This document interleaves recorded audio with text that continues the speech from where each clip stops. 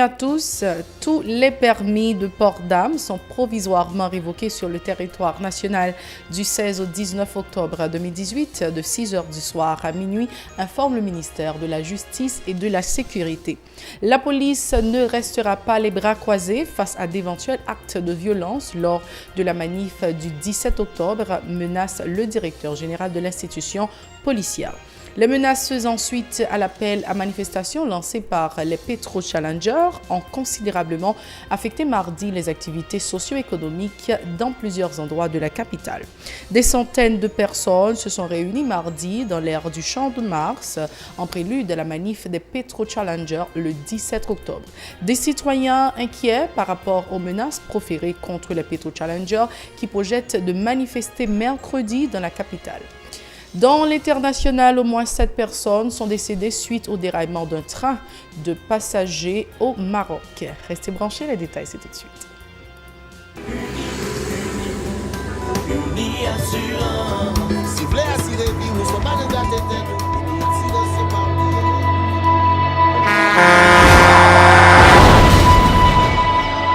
En général, moun pa reme prend assurance. Yo considéré que son l'argent rejeté. Et pourtant, l'argent assurance te doué dans budget ou à côté l'argent caille avec l'argent manger. Li là pour les deux traverser un mauvais pas. Gardez tout à côté ou. Ouais comment gros problème qu'on entre sur monde sans attendre. Mandez Dieu pardon, ça qu'arrive au tout. Une assurance dit ou précaution pas capon. Les mal arrivés, les faux amis flair saison a fait comme si on pas de jambe connaît ou. Une assurance après rétaver pour le dire continuer à vivre la vie quitter ce coup-là dans main nous. Uni Assurance. Vivez en toute assurance.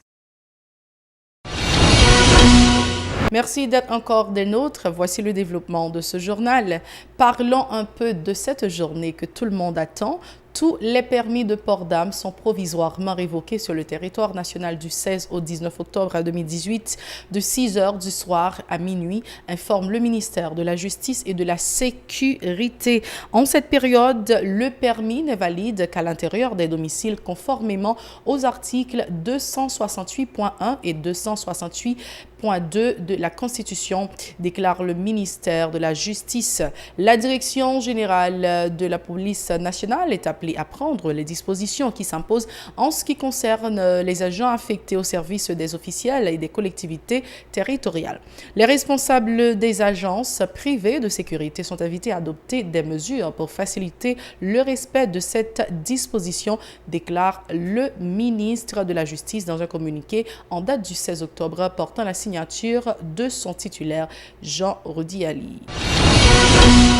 Toujours sur ce même point, la police ne restera pas les bras croisés face à d'éventuels actes de violence lors de la manif du 17 octobre, menace le directeur général de l'institution policière. Dans un message délivré lundi soir au local de la Direction générale de la police nationale, Michel-Ange Gédéon reconnaît que la liberté d'expression est garantie par la Constitution, qui enjoint également aux instances concernées de sévir contre tous ceux qui portent atteinte à l'ordre public. Écoutons-le. Nous t'entendons pile causer qu'a parlé. Sur tous les réseaux sociaux, il y a des menaces de toutes sortes qu'a fait. Et la police, selon la loi pays, dans l'article 269-1, responsabilité c'est servir à protéger vie et bien. Et là, nous prenons pour nous rappeler tout le monde que les parler de vie, c'est toute vie. Les parler de bien, c'est tout bien. Qui tout gagne quoi, qui tout pas gagne quoi.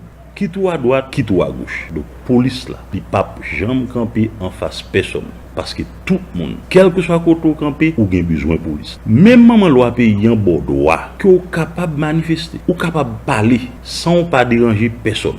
Mais ou d'accord avec nous. Dès pour rentrer dans des blousailles, la police pas qu'à croiser bras. Jodi ou cap gen problème avec nous. Si nous prenons disposition contre ou même qui rentre dans faire violence. Mais demain, c'est même police ça ou pral demander pour le camp en face tout le monde qui campe sous faire violence. Nous voulons profiter de moment ça pour nous rappeler, pour nous garantir tout opérateur touristique, hôtel, restaurant, entreprise privée, maison de commerce, bâtiment l'État, tout citoyen indistinctement que la police nationale d'Haïti prend toute disposition pour capable garantir la paix, la sécurité, stabilité en dans pays. Jeudi, journée 17 là et tout l'autre jour qui venir. Et n'a rappelé encore devant violence, la police pas prêté bras croisés. Les menaces faisant suite à l'appel à manifestation lancé par les Petro-Challengers ont considérablement affecté mardi les activités socio-économiques dans plusieurs endroits de la capitale. À Bourdon, à centre-ville de Port-au-Prince, Pétionville et Canapé-Vert, un ralentissement de la circulation automobile et piétonne a été constaté. Les écoles ont renvoyé les élèves à la mi-journée, craignant pour leur sécurité, en dépit de la présence d'unités spécialisées de la police nationale, dont ceux du CIMO et de l'UDMO, ont pu remarquer Edlaine Vernal et David Mercius. Plusieurs centaines de citoyens ont manifesté mardi sur la place Dessalines dans l'aire du Champ de Mars pour exhorter les autorités judiciaires à assumer leurs responsabilités dans le cadre du dossier Petro-Caribé. Les protestataires jugent anormal que l'équipe au pouvoir refuse de s'expliquer sur la dilapidation des 3,8 milliards de dollars de ce fonds. Leur propos au micro de Jean-Marc Sondorcet et Rigard Noël. Demain, c'est le 17 octobre, je crois que cette préparation que nous avons fait là, attestant pour nous capables de commémorer la date ça, qui c'est 17 octobre, côté que depuis papa de Saline fin de mourir, c'est comme si son mardi choc tombé sous le pays. Côté, les gens qui plus pauvres, ils n'ont pas qu'à manger, ils n'ont pas qu'à jeûner de l'eau potable, ils n'ont pas qu'à jeûner de l'électricité. Nous connaissons un ensemble de groupes de nègres qui sont dans le pouvoir. Déjà, nous avons dilapidé plus que 3,8 millions de dollars américains. Côté que nous avons fait l'argent, ça a fait l'école, nous avons créé l'université, nous avons créé centre professionnel, nous avons créé de CD, routes, travail et pour la population. Je ne dis pas que nous avons une population qui est en désolation. Côté que nous avons dit, le président a inculpé que c'est Jovenel Moïse.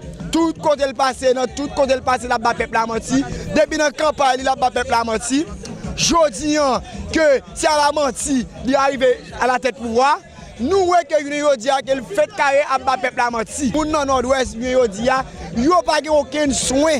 Nous dit que nous avons une misère. Et de me cible, nous tout après pour présent, il y a subi tout le monde dans le nord. Et nous dit qu'il y a une mobilisation à travers 10 départements, ni à l'extérieur du pays à tout. Nous-mêmes, nous disons que nous-mêmes, nous avec toute base, avec toute équipe, nous disons que nous-mêmes, mobilisation de Chita sous départ président Jovenel Moïse à la tête pays. Son hélicoptère pour le prendre, son avion pour venir chercher là pour aller à l'hôpital. Donc on va regarder là, pas de l'hôpital, pas de route, pas de sécurité. On va regarder là dans plein 21e siècle ça, pas même de l'eau potable nous pas gagner. Donc là, nous venons demander justice pour papa nation. N'a dit Dessalines ou devant. Par ailleurs, ces citoyens se disent inquiets par rapport aux menaces proférées particulièrement sur les réseaux sociaux contre les Petro-Challengers et ils souhaitent que toutes les dispositions soient prises pour éviter tout dérapage lors de la manif du 17 octobre. Écoutons leur déclaration. Mais les fait manifestation, mais puis craser briser, craser magasin, craser les gens. C'est ça besoin. Mais si a fait une révolution, il a cherché ça, chercher. D'accord que fait le bien et puis pour pas cocher là-dedans, et puis cocher là-dedans nous connaît tout bas mêlé, mais c'est ça me dit d'accord ça qu'a fait là mais pas écraser briser, pas un brigandage, pas un monde mourir, pas mettre du feu, pas mettre un puis on l'a bloqué bon même avant nous grande sirette qui petit. Ou vendre grande sirette ou vendre grande bomo. Mais si là, il a bloqué là, pas qu'à vendre rien, on rase. Manifestation, ça marche pour qui ça? Toujours sur ce dossier Petro-Challenger, des étudiants ont manifesté à Port-au-Prince mardi, anticipant la manif du 17 octobre pour exiger que lumière soit faite autour du dossier Petro-Caribé. À l'angle des rues Oswald-Durand et Saint-Honoré et à l'avenue Christophe, les protestataires ont dressé des barricades de pneus enflammés, perturbant ainsi la circulation automobile et piétonne. Écoutons-les au micro de Mario Sylvain et Francine Eus. Nous, les campés aujourd'hui, pour nous capables de dénoncer et déplorer la mauvaise gestion qui était faite des fonds Petro-Caribéen. Il y a l'argent qui est destiné pour être capable de faire le développement du pays d'Haïti. Alors que le gouvernement dans le pays d'Haïti fait d'appui sur fond ça à travers les amis dans le secteur privé et empêcher de retomber position capable de rejoindre le peuple haïtien. Je dis à constat clair, Haïti c'est un pays qui est plus pauvre dans le monde. Haïti c'est seul PMA qui gagne dans carré comme nan. Et je pense que nous-mêmes, de façon pas nous demain, nous fait un devoir parce que question Petro-Caribéa, les conseils nous avons dit toute franchement de l'État. Nous-mêmes en tant qu'étudiants, en tant qu'avant-gardistes, nous avons dit population, nous obligés de positionner par rapport avec et nous avons dit impact et dilapidation de fonds ça gagne sur nous. Donc whatever justice la marché, nous-mêmes nous croyons que capable on procès Petro-Caribé si que nèg décide de faire. Donc nous songeons dans le temps déjà gagné de monde qui te dilapidé qu'est-ce l'État et nous songeons que sous gouvernement de Alexis comment ça s'est passé. C'est dans le gars étudier, on regarde nous avons bibliothèque, nous avons cafétéria, nous avons ça yo. En dans pays nous avons route, nous pas vivre normal, nous pas caille normal pour vivre. Nous pas de problème qui va résoudre. Eh bien nous-mêmes comme étudiants qui ont un devoir envers la nation, nous-mêmes comme sont engagés qui justement ont un devoir envers la nation. Par rapport à la mission que l'université gagne, c'est jeter un regard critique par rapport à toutes ces questions de la société, mais nous-mêmes nous disons qu'il y a une suspicion de dilapidation de 3 millions de dollars américains. Les membres de la Coordination nationale des ouvriers haïtiens, CNOH, ont indiqué qu'ils vont marcher eux aussi le 17 octobre à travers les rues de la capitale pour dénoncer le maigre salaire minimum accordé par l'administration moïséenne aux travailleurs. Selon le syndicaliste Dominique Saint-Éloi, le Conseil supérieur des salaires CSS s'est fait le complice de l'exécutif dans ce dossier. Il est au micro de Mario Sylvain et David Mercieuse. Nous demandons avec tout travailleur, tout ouvrier, ouvrière, demain si bon Dieu veut, pour y aller participer dans aucune chaîne de manifestation qu'a fait dans la RIA pour nous demander côté l'argent Petro-Caribé. Nous allons demander 1000 gouttes comme salaire minimum avec accompagnement social. Donc, journée jeudi, nous avons l'inflation qui sortit de 14% pour arriver dans 16%. Nous avons demandé 1000 gouttes, yo craché dans le bol nous.